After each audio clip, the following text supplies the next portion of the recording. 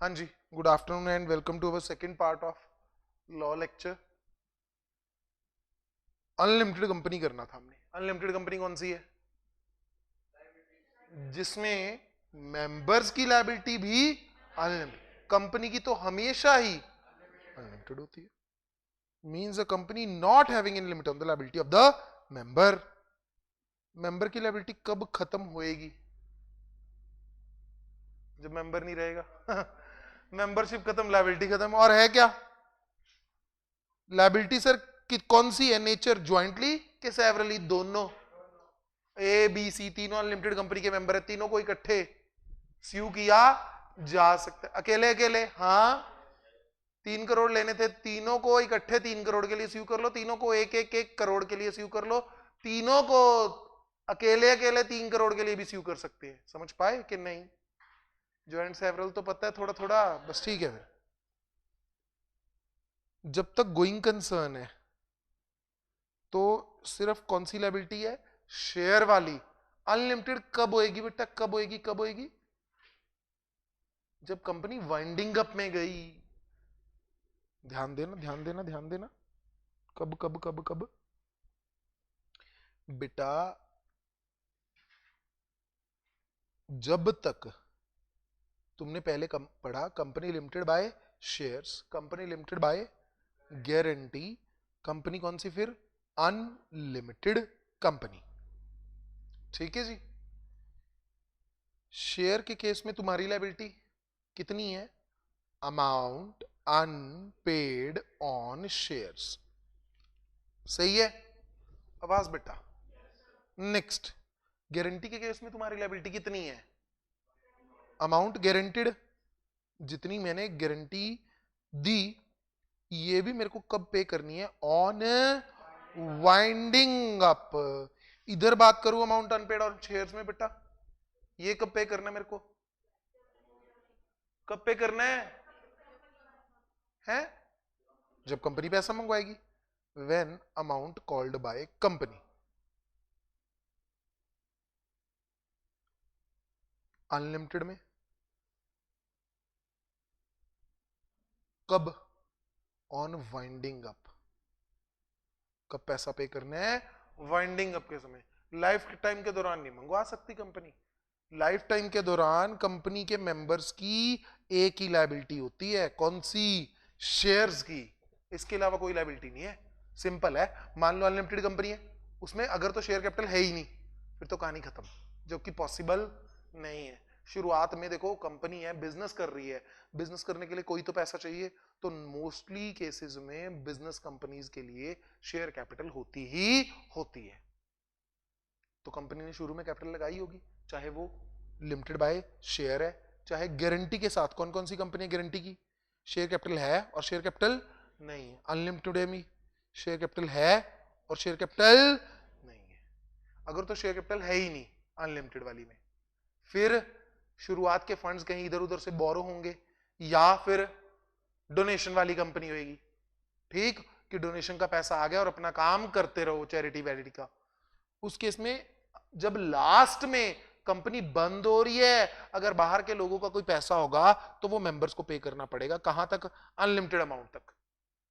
उनके personal asset भी यहां पर यूज हो जाएंगे, जैसे इंडिविजुअल के केस में होते थे। यहां पे आए गारंटी के case, unlimited with share capital. इसमें तुमने अपनी कंपनी की लाइफ टाइम के दौरान कितना पैसा देना है? जितने के तुमने शेयर खरीद रखे हैं, हाँ या ना? यस। उसके बाद वाइंडिंग अप के समय अगर जरूरत पड़ी तुम्हें फिर से पैसा देना पड़ेगा। उसकी अमाउंट कितनी? अनलिमिटेड। क्लियर? जल्दी बोलो। शेयर कंपनी, हाँ जी, कितना पैसा देना है? बोलो बोलो बोलो बोलो। अमाउंट अन, मैं ये मान के चल रहा था कि तुम लोगों को आता, लग नहीं रहा कहीं से भी। Amount unpaid on share, simple है। तुमने 10,000 के शेयर लिए, मैक्सिमम तुम्हारी लायबिलिटी 10,000। 6,000 दे दिए तो 4, 7 दे दिए तो 3, बाकी है। डन। वो कब देने हैं? जब कंपनी मंगवाएगी। उसके बाद गारंटी कंपनी, गारंटी में 2 आ जाओ। शेयर कैपिटल है, 2 लायबिलिटीज हैं तुम्हारी। पहली लायबिलिटी शेयर कैपिटल की, दूसरी लायबिलिटी गारंटी की। शेयर कैपिटल का पैसा कब देना है?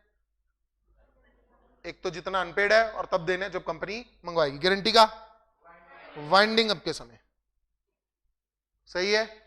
अगला केस गारंटी बट जिसमें शेयर कैपिटल नहीं है, डोनेशन वोनेशन आ गया, फंड मिल गए, तुम काम करना शुरू कर देते हो, काम करना शुरू कर दिया। शेयर कैपिटल वाली लायबिलिटी है, एक नंबर लायबिलिटी तो कोई है ही नहीं।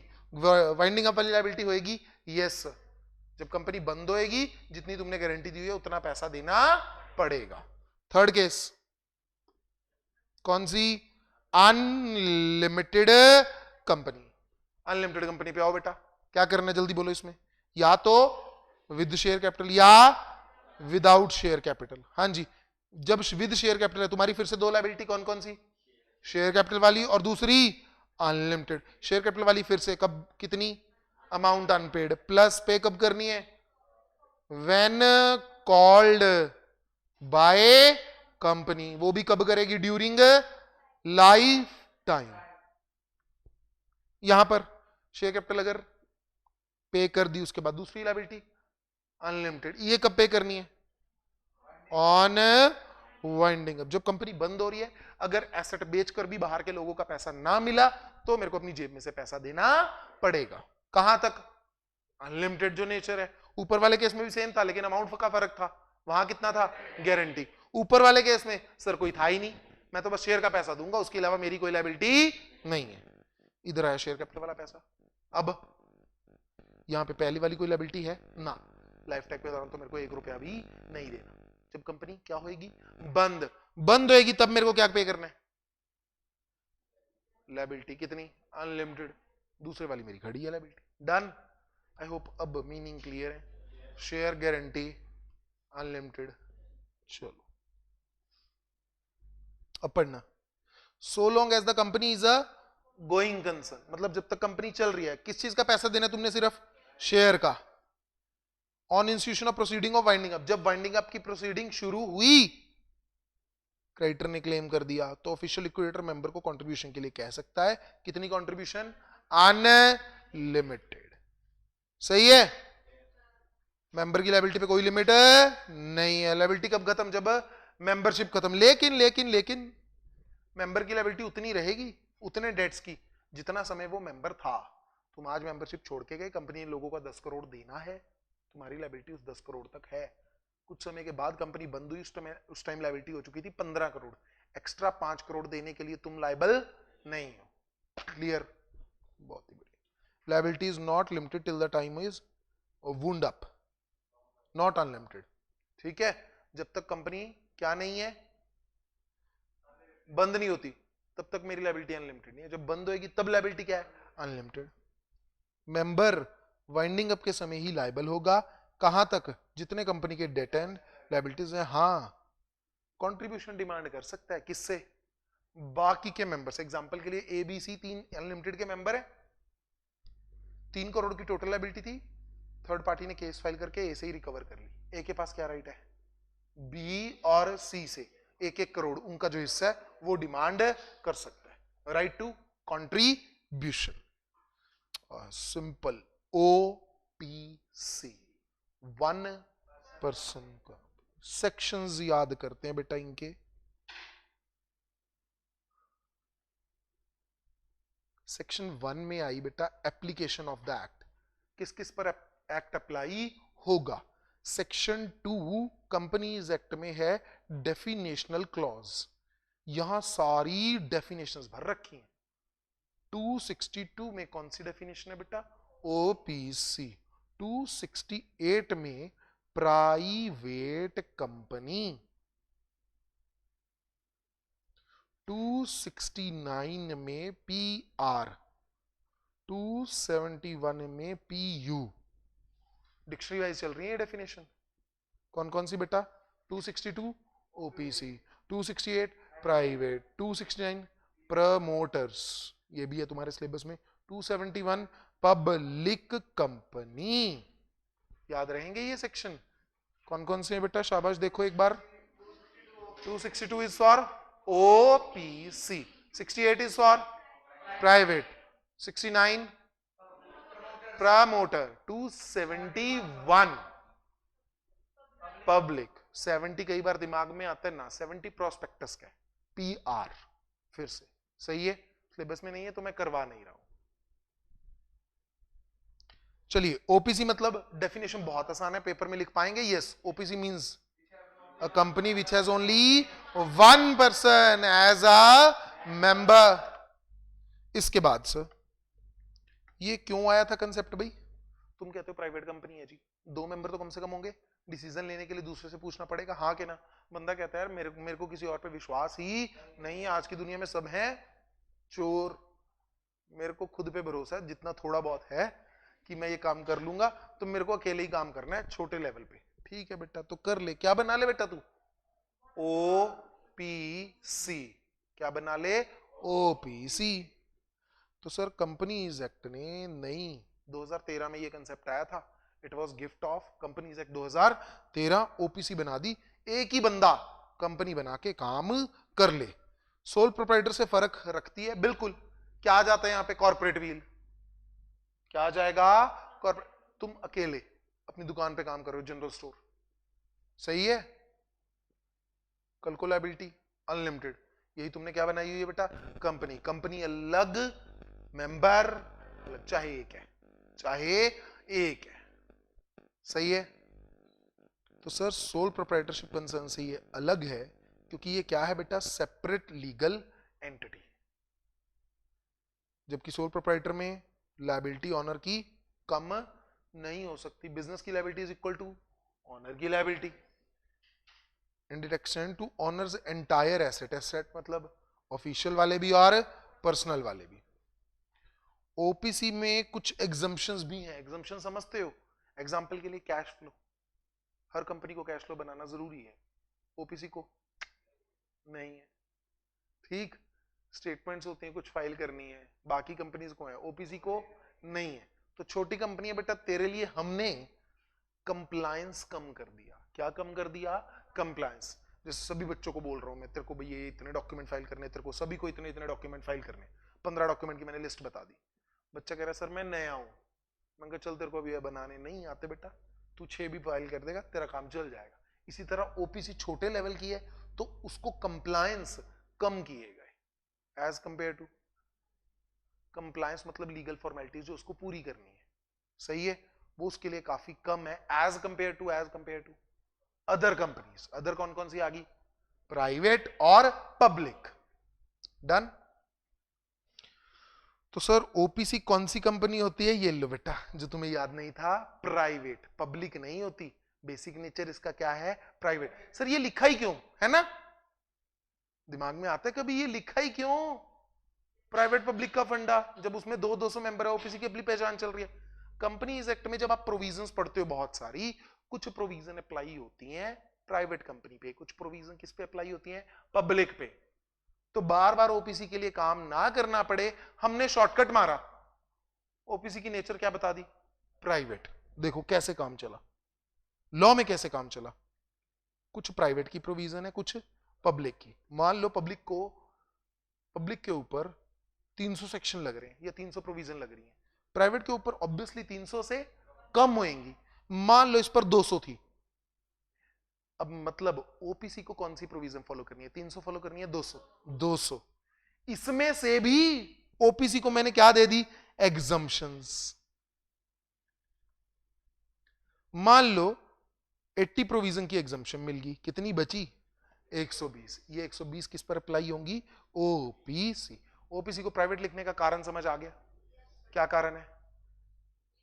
कंप्लायंस काफी लो लेवल का रखा गया, सही है, एज कंपेयर टू पब्लिक या अदर प्राइवेट कंपनीज। बहुत जगह इसको क्या दे दी गई? छूट। एग्जांपल के लिए आप, हमने कॉमन सील पढ़ा था, याद है? कॉमन सील में कितने लोगों के साइन होने चाहिए? अगर आपके पास कॉमन सील नहीं है तो 2 डायरेक्टर बोलते थे, हाँ के ना? कहता सर मेरी ओपीसी है। कह कोई बात नहीं मेरे लाल, तू एक डायरेक्टर से काम कर ले, छोटू सा है तू, गरीब सी कंपनी है, 2 डायरेक्टर रखेगा बर्तन बिक जाएंगे तेरे, तू एक से ही साइन करवा ले, तेरे को छूट है। समझ पा रहे हो? सिग्निफिकेंट पॉइंट, सिग्निफिकेंट समझते हो? इंपॉर्टेंट, अच्छे नहीं अच्छे बुरे इंपॉर्टेंट पॉइंट। मेंबर कितने होंगे इसमें? 1 से 200 तक। और लानती हो एक ही होएगा। प्राइवेट का मैंने लॉजिक बता दिया, क्या कारण है।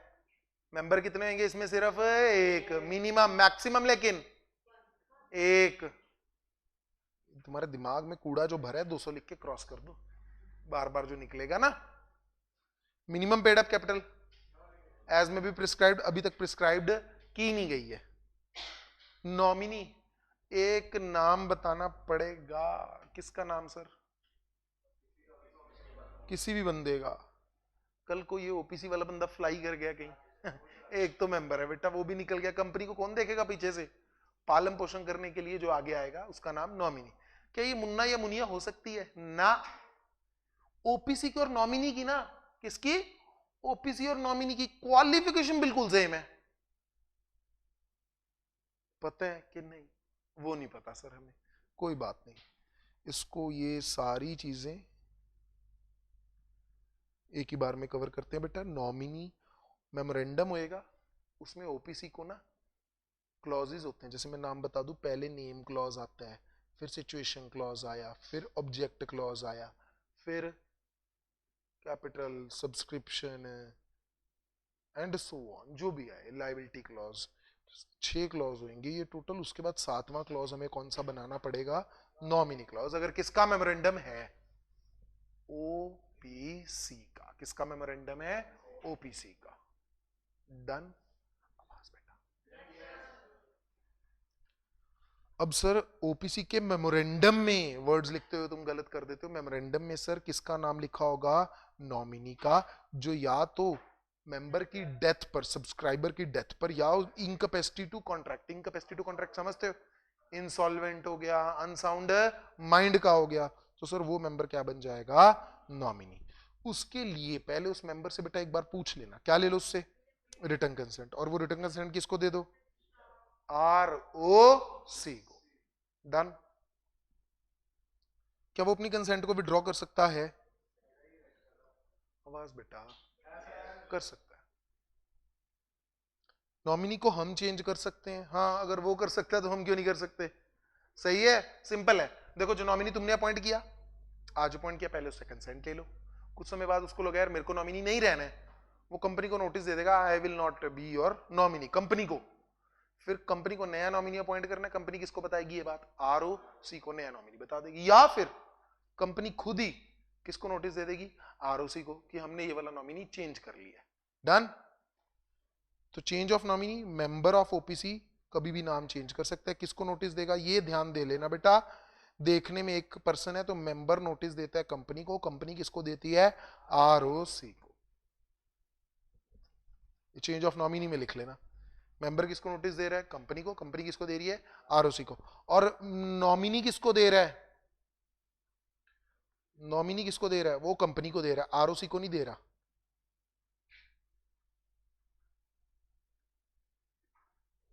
नॉमिनी किसको बताएगा? कंपनी को, कि आज के बाद मैं आपका नॉमिनी नहीं हूं। अब ये क्लॉज कहां पे लिखा हुआ था? नॉमिनी क्लॉज, हाँ शाबाश, कहां लिखा हुआ था? मेमोरेंडम में।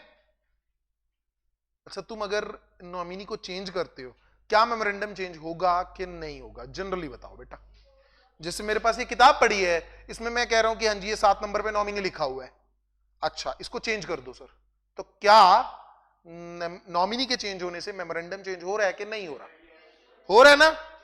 लेकिन अगर मेमोरेंडम चेंज करते हैं ना बच्चे, सेक्शन 13 आता है, इंटर में आके पढ़ोगे, उसमें बहुत सारी फॉर्मेलिटीज को पूरा करना पड़ता है। SR पास करो, ये करो, ROC को नोटिस दो 30 दिन में, ये वो। तो यार इतनी फॉर्मेलिटीज की कोई बात है ना? तो यहाँ पे एक डीमिंग फिक्शन लगा दी गई। कह रहा प्रैक्टिकली तो मैं मानता हूं मेमोरेंडम चेंज होगा, लेकिन तुम मान के चलना कि मेमोरेंडम चेंज नहीं हुआ। मतलब you don't need to follow the requirement जो कंपनीज एक्ट में लिखी हुई है, किस चीज के लिए? मेमोरेंडम को चेंज करने के लिए। समझ पाए? देसी भाषा में एग्जांपल दे दूं। एग्जांपल मान लो मेमोरेंडम को चेंज करना है, 10 लाख रुपए लगते हैं। कितने रुपए लगते हैं? एग्जांपल है बेटा, फीलिंग मत ले लेना, तुम्हारे दिल को छू जाए। ओपीसी कहते हैं सर जी नॉमिनी चेंज कर रहा हूं, और जिसको नॉमिनी अपॉइंट किया था शर्त तो ये थी कि मेंबर उड़ेगा तो नॉमिनी चेंज होएगा। भाई साहब वो नॉमिनी उड़ गया, कोई तो और रखना पड़ेगा अब, हाँ के ना? अब ध्यान देना, मेंबर उड़ गया, नॉमिनी क्या बन गया, मेंबर। अगर नॉमिनी उड़ गया, मेंबर तो नॉमिनी नहीं बन सकता ना, पॉसिबल नहीं है, तो उसको नॉमिनी तो बनाना पड़ेगा, कॉमन सी बात है। तो कहते हैं यार मैं 10 लाख नहीं भर सकता, कोई बात, not deemed to be alteration, हम इसको चेंज मानेंगे नहीं। चेंज नहीं मानेंगे मतलब मेरे को सेक्शन 13 फॉलो करने की जरूरत नहीं है। क्लियर है? ब्रैकेट में लिख लो चाहे, no need to follow section 13। 13 है किस चीज का? क्या? ऑल्ट्रेशन ऑफ मेमोरेंडम का, इसी का है सेक्शन 13। अगर सर नाम चेंज करते हो नॉमिनी का, वो अल्ट्रेशन ऑफ मेमोरेंडम नहीं माना जाएगा। यहां से बेटा, यहां से कल स्माइल के साथ खेलेंगे। Thank you all. यहाँ पे मेरे को कुछ छोटी छोटी चीजें डिस्कस करनी है, it will take time. Fine, bye bye, good day.